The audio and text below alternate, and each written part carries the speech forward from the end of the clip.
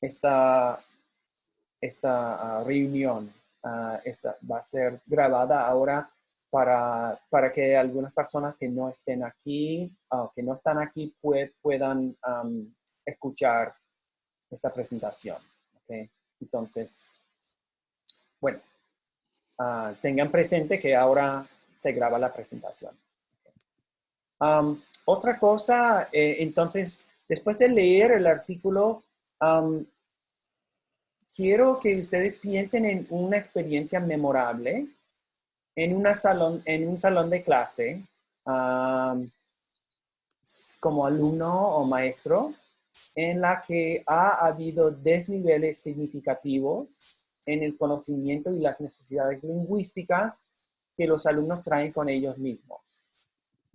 Un desnivel es como dos grandes niveles diferentes de las necesidades de los alumnos o el conocimiento lingüístico o la experiencia previa de los alumnos. Desnivel es como desigualdad entre alumnos. Entonces, una experiencia memorable que se conecte con un desnivel significativo. Y incluso puede ser una experiencia de esta clase, porque sabemos que esta clase, como clase subgraduado y graduado, tiene desniveles en la experiencia y conocimiento de los alumnos. Y quiero que contesten esas preguntas en sus 350 palabras. ¿Sí? ¿Cómo afectó el desnivel de conocimiento en la dinámica de la clase? Que piensen ustedes en lo que hemos dicho sobre el impacto de la interacción social, la motivación emocional en el aprendizaje. ¿Cuánta de la descripción de los retos que se exponen en Carrera y Hitchens en la primera parte del artículo se aplica a la experiencia de usted? ¿Okay? Entonces, ¿cuánta de esta dinámica que has experimentado se debe a estas diferencias pedagógicas o diferencias como las que describen Carrera y Hitchens? Okay. So, vamos a hablar de estas diferencias más tarde en esta reunión. Ok, segundo, ¿cómo intentó tratarse con los desniveles el maestro o la maestra en su experiencia? Okay. ¿Estaba consciente, incorporó el maestro o la maestra algunas estrategias para tratarse con los desniveles o no? Y luego, tercero, como participante en la experiencia que usted describe, ¿cuáles de las recomendaciones de Carrera y Hitchens le parecen que habrían sido más exitosas para tratarse con los desniveles lingüísticos? ¿Okay? ¿Y cuál le parece el menos factible? Factible es como hacer. Facer es la forma antigua de hacer en la Edad Mediana, en español. Factible es como doable. ¿Okay? Entonces, es como una evaluación de estas estrategias que proponen en estrategias pedagógicas que proponen Carrera y Hitchens. ¿Okay? Ok, y luego, con referencia al video de Patowski, quiero que ustedes hagan un ejercicio que se llama Text-to-Self Connection en Carrera y Hitchens. Es como una estrategia para que el alumno se conecte, para que el alumno reflexione sobre un texto. Y quiero que sigan estas pautas para reflexionar sobre el video de Patowski. Okay. Y Patowski es una conferenciante muy viva, pues, muy interesante de ver. Es que no es aburrida. es motivadora. ¿Okay? Y es un video de 15 minutos. Dura 15 minutos. ¿Okay?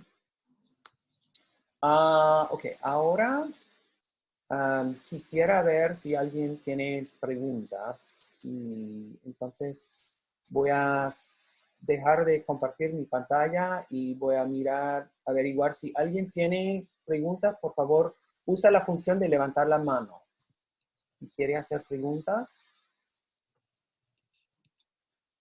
¿Todo bien? Hay 12 participantes, entonces estoy intentando averiguar si alguien ha levantado la mano. Ok. Ok.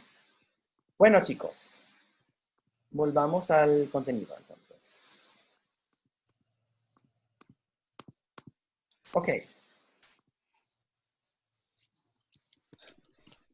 Y solamente quiero comentarles que mientras hago esto, prefiero un salón de clase mucho más interactivo. Pero veo sus caras conectadas con este video y quiero decir que aprecio mucho su paciencia y es un privilegio trabajar con ustedes. Yo veo que esto es difícil y, um, y aprecio mucho que estén aquí. Bueno, ok. Um, les quiero decir? Ok, grabación, ok, hemos hablado de esto. Otra cosa que quiero recordarles es que la nota de participación ahora se convierte nada más en participar en las discusiones de las presentaciones de lecturas. Okay. Y okay, aquí ustedes pueden ver nuestra página en Canvas. Entre assignments, ok. Ok, perdón. Ok, discusión de Montreux, ok. Y las discusiones dicen discusión. Okay, no conozco bien. This isn't how I see it on my end, so I'm not sure. I thought I was going to find something different, but vamos a mirar discusiones. Ok, entonces, estas son dos, esta es la discusión del vídeo que hice la semana pasada. Creo que casi todos ustedes ya han hecho comentarios aquí. Taryn y Ritu eran dos personas que debían hacer presentaciones sobre las lecturas de la semana pasada. Okay. También la participación en estas discusiones determinan su nota de participación. Creo que al grabar esta sesión, esta reunión ahora, no voy a duplicar la explicación de las lecturas en un vídeo aparte. Entonces, no voy a poner otro vídeo sobre el contenido de las lecturas. Entonces, no van a tener que comentar sobre mi vídeo. Lo que quiero que hagan, ya que vamos a tener entre 2 o 3 personas por semana con presentaciones sobre las lecturas, voy a querer pedir que participen en estas discusiones. Ya vemos, Hannah ha hecho un comentario. Pero aquí se encuentra la presentación de Taryn. Al hacer clic sobre esto, el documento docx es el bosquejo. El documento pptx es la presentación. ¿Okay? Entonces deben descargar o bajar estos documentos, revisarlos y luego hacer reply, ¿okay? Contestar. ¿Okay? Igual que Hannah. Y con tal que la respuesta llegue a tiempo y que tenga suficiente contenido y que sea respetuoso y sustantivo, bueno, se gana crédito completo. Entonces, no va a haber mejor, peor, nada. Con tal que cumpla con las instrucciones, se recibe crédito completo. ¿Okay? Entonces, estas son las notas de participación. Ok.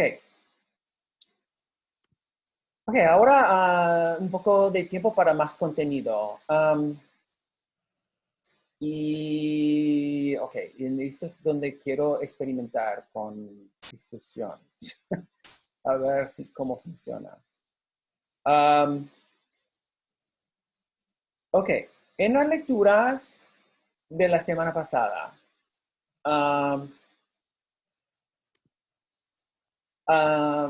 Toribio y Durán, ya recuerdo, la segunda autora era Durán.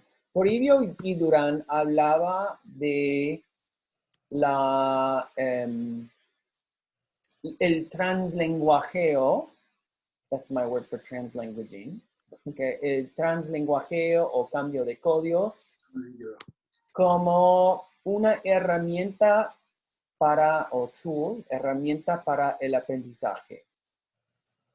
Cuando los alumnos están intentando participar en sus clases de segunda lengua, a veces van a recurrir a la primera lengua para ayudarles a realizar una tarea en la segunda lengua. Y ellos dicen, Toribio y Durán dicen que esto facilita el aprendizaje. ¿Okay? Y creo que muchos de ustedes también conocen una experiencia de trabajo en grupos en tu clase de segunda lengua. Y si estás trabajando con otra persona que habla tu primera lengua, quieres hablarle a esta persona en tu primera lengua para algunas cosas. Okay, it's your turn, or okay, you go first. Wait, what do we have to do? Okay. Pero en algunos salones de clase, el maestro dice no, que se prohíbe. Okay. No se debe usar el inglés o la primera lengua en ese contexto. Okay. Por otra parte, Montrul menciona que muchos hablantes de herencia y muchos aprendices de español como segunda lengua, cuando no pueden pensar en una palabra o no saben decir alguna cosa, a veces usan la primera lengua o la lengua dominante. ¿Okay? Entonces, mi pregunta para ustedes es, ¿cuándo se debe permitir todo uso de la primera lengua o la lengua dominante en una clase de segunda lengua? Porque vemos que, por ejemplo, el ejemplo de Montrul se refería a un alumno de herencia, de español como lengua de herencia, intentando narrar un cuento en español. So that's their first language, but it's their weaker language. Okay. Intentó narrar un cuento en español y no podía pensar en ciertas palabras y usó cambio de códigos. Right? Entonces, por ejemplo, bueno, el niño salió de la casa y luego vio un, no sé, garbage truck in the street, y bla, bla, bla, bla, bla. ¿Ok? Entonces, ¿hasta qué punto creen ustedes que se debe permitir usar una lengua dominante en vez de la lengua meta en una clase de lengua? ¿Okay? So, otra manera de decirlo es like, so if you're going to switch to should you allow someone to switch to their stronger language when they are having troubles in the second language? How much is a rule that second language only or weaker language only, depending on what background you have? ¿Hasta qué punto es esa regla motiva el aprendizaje y hasta qué punto crea problemas? Okay. So, quiero que piensen en eso. creo que voy a experimentar con dividir a ustedes en grupos. Y luego vamos a intentar simular una de estas actividades de conversar en grupos y luego compartir sus respuestas con los demás. So, voy a dejar de compartir um, mi pantalla. Okay, ahora deben verme a mí aquí. Okay, and now I'm going to start breakup rooms. Y somos 12, entonces vamos a dividirnos en grupos de 6, no, 5. Ok, so ahora voy a crear breakout rooms. Y la asignación es aleatoria, al azar, like random. Ok, y quiero que ustedes discutan con la otra persona o dos otras personas. Va a haber una o dos otras personas. Esta pregunta, pues, ¿hasta qué punto se debe permitir alternancia entre la lengua más dominante y la lengua más débil para realizar una tarea en una clase de lengua? ¿Okay? Y la lengua más débil es el enfoque de la clase, right? So your weaker language is the one you're studying. Okay? So, vamos a ver. Okay? I'll give you about 3 minutes. See what you have, and then we'll try raising hands when we call. I'll break you out of your rooms, and we'll try raising hands and seeing if we can do it that way. And that will simulate a class discussion. Okay, so here we go. I'm breaking you into rooms.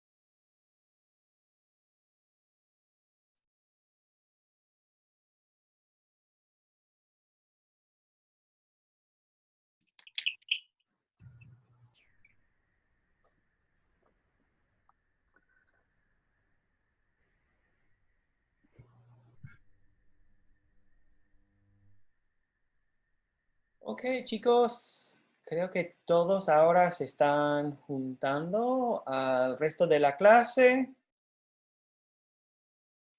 Ok, esperamos a 2 personas más. Ahora, am, yo he bloqueado los micrófonos de todos para que no haya, am, ah, para que no haya participación simultánea de varias personas. Am, pero, ok. am, bueno, parece que todavía esperamos a un grupo. No sé si... Oh, ahí están. Ok, todos están aquí ahora. Ok, entonces, am, si alguien quiere comenzar a compartir el resultado de su discusión con el resto de la clase, ¿hasta qué punto creen ustedes que es justificable o recomendable dejar que los alumnos hablen su lengua dominante en el salón de clase para otra lengua? Ok, so Coral. ah, okay, Coral va a... This is like a call-in radio show. Coral, you're on the air. Ok. Bueno, estuve con Taya y un poco lo que hablamos fue que como específicamente un poco más como en los niveles, en los comienzos, en los principiantes, es un poco como llega a ser un poco frustrante si de momento hay una política en el salón de que no vas a utilizar tu lengua número uno. Entonces es como si tú quieres que hasta cierto punto la comunicación siga fluyendo en un trabajo en grupo, por ejemplo, y solamente me limitas a utilizar la lengua que estoy aprendiendo, el target language, y no sé la palabra que quiero decir o no sé cómo expresar mi idea, Mm, me voy a frustrar muchísimo y yeah, no va a ocurrir la actividad, quizás porque no supe decir una o dos palabras cuando el resto sí las tenía. yeah. Entonces es un poco lo que estábamos hablando, era que siempre y cuando sea balanceado y no sea como no utilizar el target language at all. Y también como cuando ocurren esas situaciones, también son buenas para aprender, porque estás aprendiendo como el uso de las palabras en contexto. So, si yo no, por ejemplo, cuando recuerdo en mis clases de inglés, es como si de momento no tengo la palabra en inglés, I can use my Spanish word, pero pregunto para que me digan cuál es la palabra, so I can learn it. Yeah, yeah. So, es un poco como tratar de, como no sentir un miedo ahí horrible, porque a veces es una presión horrible, como sentir que Ujú. solamente tienes que utilizar el target language y es como, si no sé la palabra que quieres que haga, es como, puede ser frustrante. Sí, sí, sí. Ok. Bueno, gracias por ese comentario. Vamos a ver. María, ¿quieres comentar? ¿Cuál es tu perspectiva o la perspectiva de tu grupo? Creo que Dana levantó su mano primera, pero yo puedo... Oh, ok, ok. Bueno, Dana es la próxima. Okay. Pues como maestra futura es un tema muy importante para mí.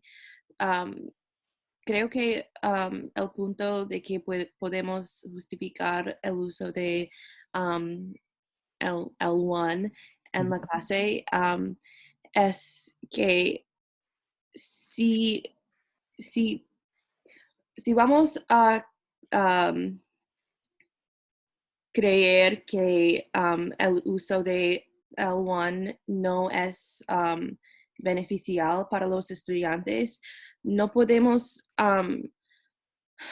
justificar que los programas de Dual Language Immersion funcionan, porque sí, funcionan y funcionan bien también, Mm, porque sabemos que desde el siglo XIX, todos los profesores y estudiantes han usado el método, like the direct method, que solo usa L2 siempre, siempre, siempre, y es muy rígido, pero sabemos que en usar un método de community language learning y usar también el L1 y L2 en la clase, sabemos que los estudiantes van a progresar más y más y más hasta que no necesitan usar el L1. Y no sé cómo decir un análogo de fumar. Es como fumar y necesitas I don't even know how to say this in English. Translenguajeo en vivo Sí. en esta clase. Like, no puedes hablar español de cold turkey, ¿sabes? Like, necesitas scaffoldar. Escalonar. Escalonar. Yeah. Y Escalón is a stair. Escalonar is to... escalonar, sí.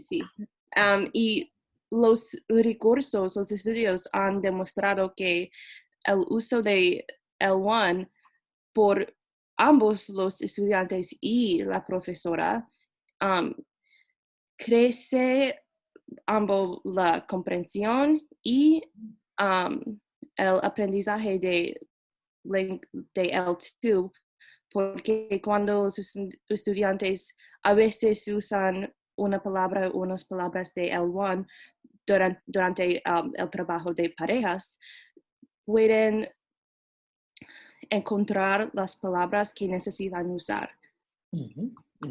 Sí, ok. Es muchos puntos importantes y válidos. Sobre todo, y me gusta que también hables de la perspectiva de una futura maestra. Entonces, ok. Excelente. Bueno, Dana, te toca. You're on the air. Gracias. Pues yo estaba en un grupo con María y Jonathan y nosotros dijimos que, era el perspectiva de mí, que la pregunta debe ser una discusión individual con cada estudiante cuando sea posible. Porque igual como las habilidades de cada estudiante, las metas de cada estudiante no son iguales. Así que unos estudiantes tal vez tendrán mucho más motivación que otros. Y también dijimos que nos gusta lo que tú haces, que es permitir que se usa una primera lengua cuando se necesita y después explicar o dar los ejemplos de cómo se diría en español. Ya. Ok, muchas gracias. Un poco de algunos problemas con el sonido, pero creo que hayamos captado la mayoría. A la luz de esta discusión, quiero compartir mi pantalla con ustedes de nuevo y señalar algunos puntos sobre la diferencia entre una perspectiva esencialista y estructural de la lengua y del aprendizaje versus una perspectiva más, se llama constructivista. So, hemos visto estas distinciones antes hablando de acercamiento cognitivo, que es más estructuralista y modernista, y el acercamiento esencialista y el acercamiento social, que es más como constructivista, postmodernista. Y por un lado, en el lado cognitivo, tenemos asunciones o suposiciones de que todo pertenece a una categoría bien definida, que se puede medir. todas las variables de aprendizaje y del lenguaje tienen categorías bien concretas. Mientras, por otro lado, el lado social y constructivista, postmodernista, se ve el mundo social como más bien fluido, con tendencias y características, pero que se mezclan, que no tienen necesariamente fronteras o límites muy concretos, que pueden, y estas características son muy sensibles al contexto. So, voy a saltar esto por un momento y quiero, estos son algunos puntos del grupo Douglas Fir que proponía un acercamiento social más que nada y dicen que todo aprendizaje de lengua se sitúa en contextos locales y es determinado por medio de la interacción social y la atención. Okay. Entonces, una manera de pensar en eso es que el contexto de uso de la lengua dominante importa. Okay. Porque, por una parte, si hablamos de un niño en una escuela donde la actitud hacia la lengua de casa es menospreciarla. Esa lengua ya es para su casa y vamos a dejar que lo hables aquí, pero lo que debes hacer es aprender el español, el inglés.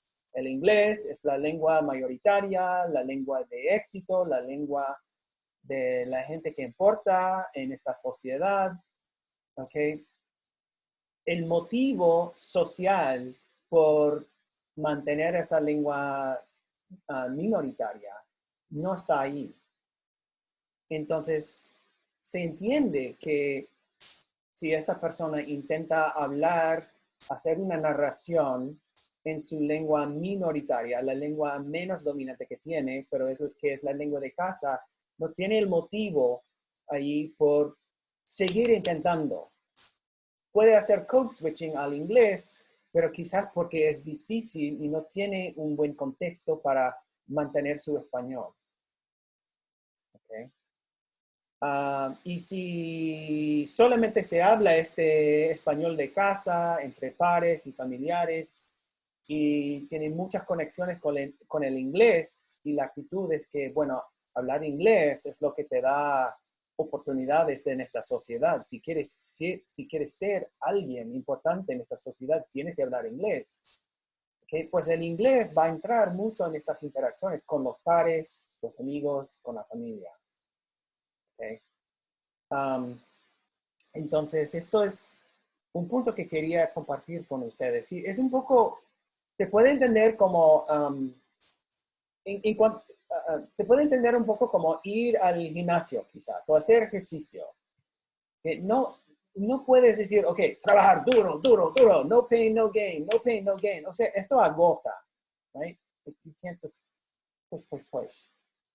Y a veces ayuda descansar un momento, ayuda a decir, ok, voy a andar un poco más lento, no voy a empujarme porque necesito relajarme un poco para pensar o para estar en forma para seguir trabajando duro. Esto es un poco análogo al español como lengua extranjera, right? So, como ha dicho Coral, en las clases de español como lengua extranjera para hablantes de inglés, no tiene sentido decir español, español, español todo el tiempo, sin descanso, sin usar las capacidades de los alumnos para organizarse, para conceptualizar las cosas de vez en cuando en inglés. ¿Sí?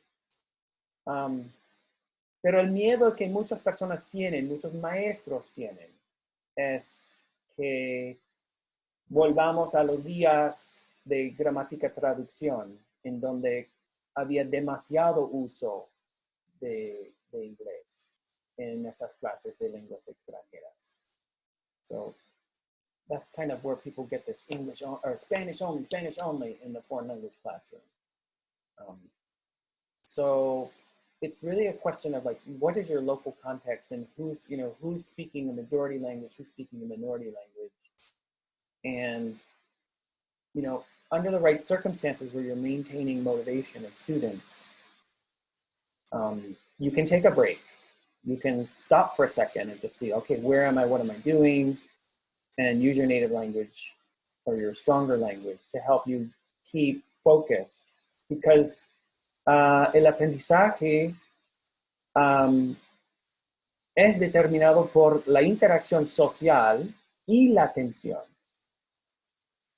Okay, so sometimes in order to keep your attention focused on learning, you may need to take a little break. You may need to sort of put things down a little bit or reconceptualize in your stronger language and then keep going to focus your attention. You can't focus your attention when you're overwhelmed. So that's my little discurso. Okay. Quiero hacer algunos puntos más y luego terminamos. Terminamos la grabación y podemos hacer una conversación más abierta, o los que quieren salir de la reunión pueden salir. Okay, so estuve curioso por eso. Algunos de ustedes comentaron sobre este diagrama en la lectura de Montreux, que parece haber secuencias comunes en la adquisición de la primera lengua o segunda lengua, y también secuencias comunes en la adquisición. Okay.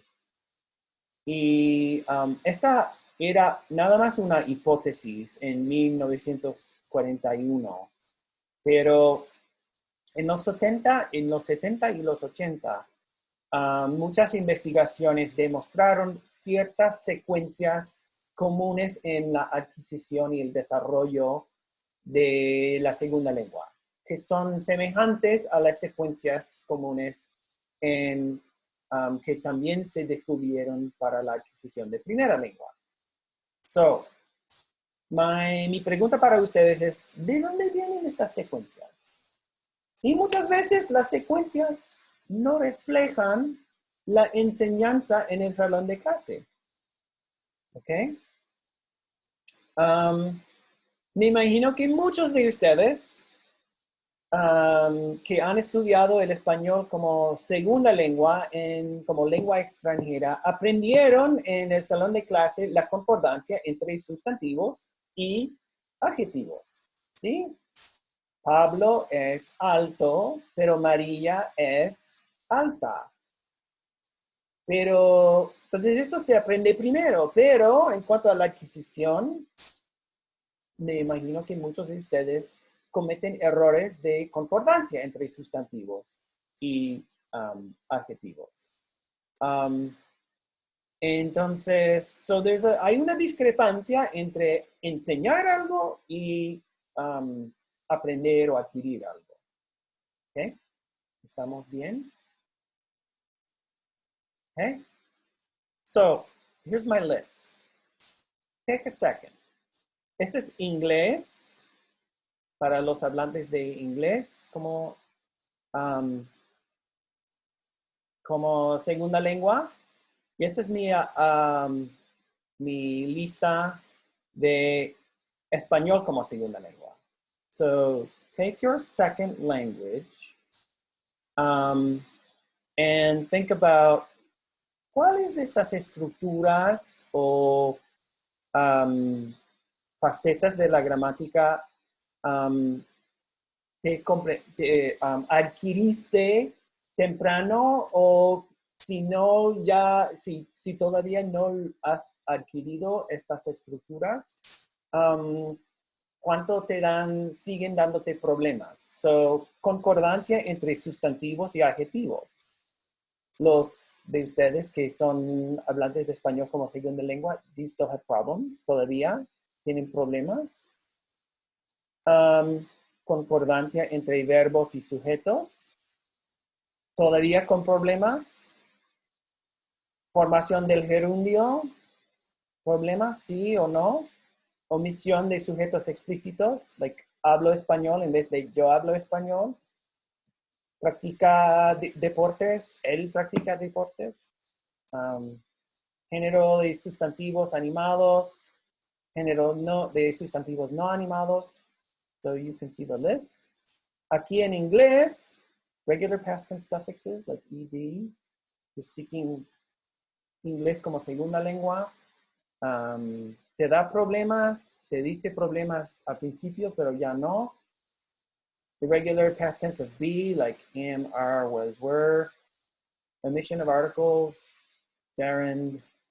So think about that for a second. This would have been a breakout discussion thing, but we don't really have too much more time left. So I would love it for you to think, pair, share, but we're just going to think now. No pairing or sharing, unfortunately.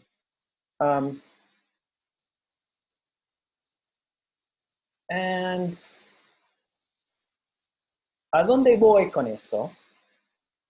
Es que estas escalas, que algunas de las cuales han sido comprobadas o verificadas con la investigación,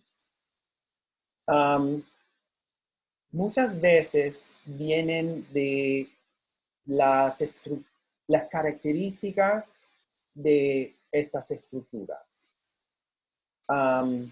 Porque si recordamos que el uso espontáneo de una lengua involucra procesamiento automático, porque no hay mucho tiempo para pensar profundamente en la estructura. ¿Okay? Algunas de estas estructuras involucran conexiones entre elementos. ¿Okay? Entonces, concordancia entre sustantivos y adjetivos. Para hacer esta concordancia, tienes que primero saber mantener activo el género del sustantivo. ¿Okay? Y luego mantenerlo activo en la memoria de corto plazo, la memoria de trabajo. ¿Okay? Y luego hacer una concordancia cuando venga el adjetivo en el enunciado. Okay? So, y encima de eso, el género para muchos sustantivos no es un concepto concreto. Okay? Entonces, para género de sustantivos humanos o animados, okay, hombre, mujer, el género es más obvio. Okay? Pero para sustantivos como leche, puente, okay, no es muy obvio. Y para sustantivos que terminan en o, hay una regularidad. O es más bien masculino, a es más bien femenina. Pero para sustantivos que terminan en e, leche, puente, like, it's like kind of 50-50. So good luck with the gender of those two. Y tienes que recordarlo y mantenerlo activo mientras piensas en el resto del enunciado. So you could say, okay, so how do I say that the milk that I bought at the store was spoiled? So la leche, so make sure you get the gender right. So I'm going to get the gender right. La leche que mi hermano compró en el supermercado ayer, now I gotta say, was spoiled. Is it ser or estar? Okay. Estuvo, or was it imperfect or preterite? Estuvo, estaba, and then the word for spoiled is podrido. And then, so by the time you've gone through all those other operations, fixing the right vocabulary, getting it all down, you still have to remember the thing you're describing, which was about 2 seconds or 3, 4, 5 seconds before. And then it's podrido, podrida. Okay. So that's why it could take a while. Okay. Y lo mismo con todo esto. Pero gerundio, gerundio en inglés y en español no tiene no tiene problemas de concordancia. No es un concepto difícil de procesar, no se relaciona con otra estructura y se adquiere pronto. ING is one of the first things en inglés, y ando y yendo es uno de las primeras estructuras que se acerta en la gramática de los alumnos de español como segunda lengua. Okay, so really, and I see we're over time here, so let me just conclude here. So we're really talking about a bunch of variables that affect how these patterns play out. So one is like how frequent the structure is. And a lot of these are some of these are more frequent than others. But then the other one that is like how clear is the form to meaning correspondence. So the form could be sort of subtle and hard to hear, like ed and regular past tense suffixes in English. It's just a t, or some of them, in some sentences, it's just a t, like stopped. Sorry, some verbs, it's just a t. For others, it's an id or a d, like let's see, it's got it. To get the ud, you need it to end in a t or a d. So spotted. You get the ud, so it's a little more salient. But first of all, you have to be able to hear it, the form, but then the meaning has to be something that that stands out and that is useful and important to communication. And, saying, la leche que compré en el supermercado, mi hermano, ayer, estuvo podrido, like that gender agreement is not really signaling to the hearer something that's really important to understand the message.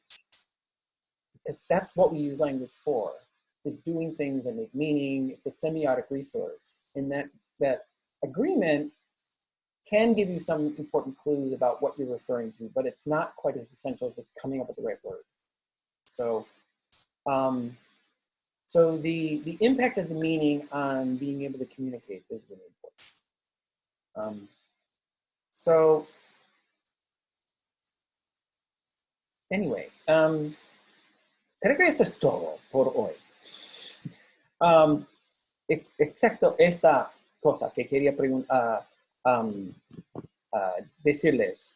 Una precaución sobre la interpretación de los resultados de estudios cuantitativos de escala grande. Algunos teóricos cognitivos y maestros piensan que estos niveles o estas etapas de adquisición son, they're thinking sort of essentialistly, like que no son flexibles, que se le aplica a todo alumno, todo individuo, y que debemos rendirnos, give up, just toss it in, rendirnos a estas secuencias y adaptar toda instrucción a las secuencias de desarrollo que tenemos en modelos como este. So first teach this, then teach that, then teach that, then teach that. Pero esto no es del todo cierto tampoco, porque estas secuencias representan tendencias grandes en una población entera y no representan lo que un individuo o lo que puede pasar para un individuo o lo que puede pasar para un salón de clases. Lo que los maestros deben saber es que la complejidad de la estructura y la conexión entre forma y significado y uso, si esto se destaca, esto es lo que facilita la adquisición. Y lo que vemos aquí es que las estructuras más o menos complejas son las que tienen una influencia en el desarrollo. So, that's all I'm going to say. And I just want you to understand this is, we can maybe come back to this next time, or maybe we can make a discussion out of it. These are not in order. I just put these out there as possible things to see like which do you find are more difficult or easy. I was putting like pronombres de sujeto because pronombres de sujeto are not, they're free words and they're always stressed when you pronounce them. So you can hear them better. The perceptibility is there and it's kind of clear what they mean. But then pronombres de objeto y pronombres de objeto directo they're what we call in linguistics clitics, meaning like they almost act like a prefix to the verb. You can't, and they're never stressed when you pronounce them, so they're hard to hear. And then pronombres de objeto directo, at least in the Latin American version, you have 4 things you have to keep track of, which I think we talked about in class: gender, number, person, and case. Is it a direct object or indirect object? But pronombres de objeto indirecto have only, there's no gender, it's person, number, and case. So a lot of people become leístas in their learning of Spanish. They just put ley for everything because they can't take that extra step of distinguishing an indirect from a direct object. So it's ley for everything, right? I remember going through that phase myself. So that's less complex. There's different, the meaningful distinctions are not as many. And that thing about, case is like, that's a hard thing to keep track of. It's not like a really totally essential for communication. So people will often get this first. Sujeto primero, then these guys, and then these guys. Because there's more information that you got to keep track of here. And the information that you're keeping track of is rather abstract. So, okay, I guess I will stop recording. And then I'm going to stop sharing my screen. Y si alguien quiere decir algo, no tienen que quedarse por más tiempo.